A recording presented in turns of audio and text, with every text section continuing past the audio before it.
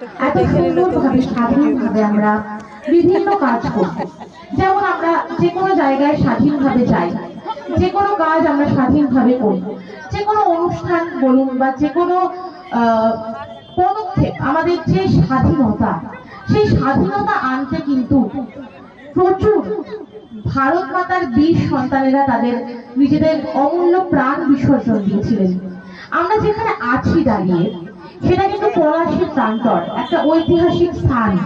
আর এই পলাশীর যুদ্ধের কথা আমরা কে না পড়েছি, সবাই পড়েছি। সারা ভারতবর্ষের সব ছাত্রছাত্রী কিন্তু পলাশীর যুদ্ধ বাদ দিয়ে ইতিহাস পড়ে না। আর অবশ্যই পলাশীর যুদ্ধ ছাড়া ইতিহাস সম্পূর্ণ হয় না, কারণ এই পলাশীর যুদ্ধ কিন্তু এক বৈপ্লবিক পরিবর্তন এনেছিল আমাদের ভারতবর্ষে। নবাবী আমল চলে গিয়ে ইংরেজদের হাতে 200 বছরের জন্য বন্দী হয়েছিল ভারতীয়রা।